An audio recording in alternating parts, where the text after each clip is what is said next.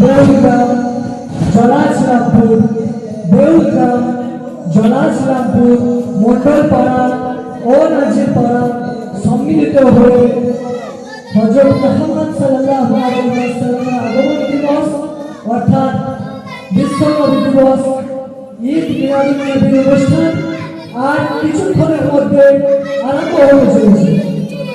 ঈদ মিলাদুন নবীর অনুষ্ঠান আর কিছুক্ষণের মধ্যে অনুষ্ঠিত হতে চলেছে।